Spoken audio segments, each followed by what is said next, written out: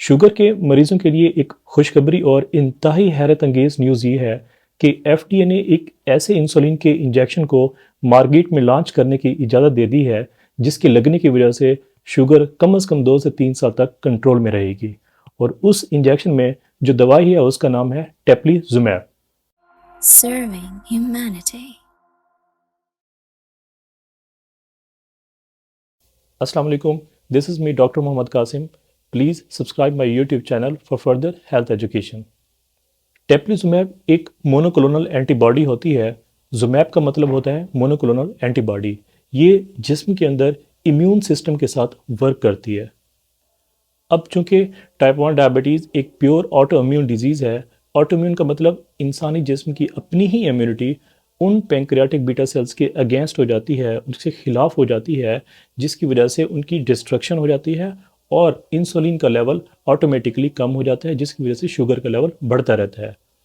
अब ये इंजेक्शन जिसके अंदर मोनोक्लोनल एंटीबॉडी है टेप्लीजुमैब, ये बेसिकली क्या करेगी, उन पैंक्रियाटिक बीटा सेल्स को स्टेबलाइज करेगी ताकि वो जो एंटीबॉडीज़ थी जो डिस्ट्रॉय कर रही थी पैंक्रियाटिक बीटा सेल्स को, वो उन डिस्ट्रक्शन को प्रिवेंट करेगी, जिसकी वजह से शुगर का लेवल मेंटेन रहेगा। कैसे?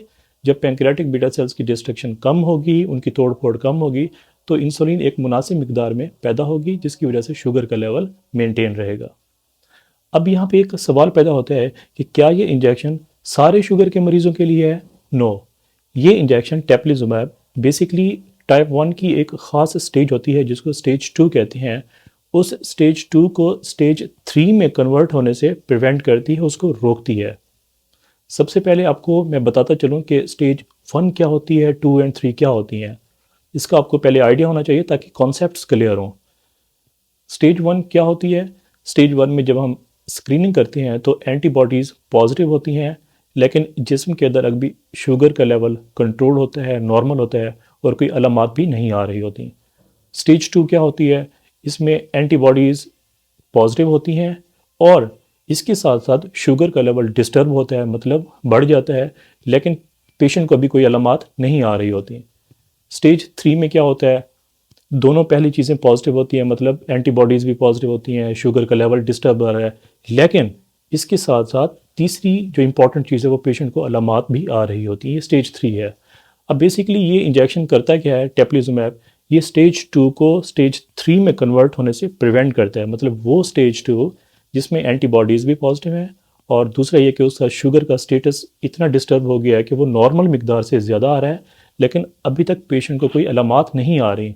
तो this is the very important step जहाँ पे इस टेप्लीजुमैब का जो एफिकेसी है, जो उसका असर है वो बहुत अच्छा होता है।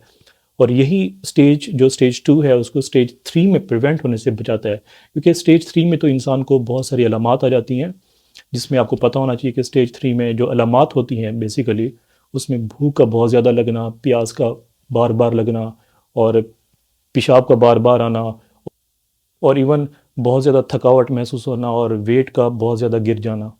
याद रखिएगा कि इस टेप्लीजुमैब इंजेक्शन का स्टेज 3 के ऊपर कोई ऐसा सच असर नहीं होता। ये टेप्लीजुमैब का जो इंजेक्शन है ये आईवी लाइन के ज़रिए दिया जाता है इन्फ्यूजन फॉर्म में, और ये लगातार 14 दिन के लिए दिया जाएगा, जो कि कम से कम 2 से 3 साल तक शुगर के स्टेटस को कंट्रोल में रखेगी। ये इंसुलिन का इंजेक्शन जल्द ही कुछ दिनों में पाकिस्तान में भी इंशाल्लाह लॉन्च हो जाएगा और इससे इंशाल्लाह बहुत से मरीज़ों को भी फ़ायदा होगा। अगर आप चाहते हैं कि आपको मज़ीद मालूमात मिलती रहें हेल्थ एजुकेशन से related, please subscribe my YouTube channel and share as well. Thank you very much.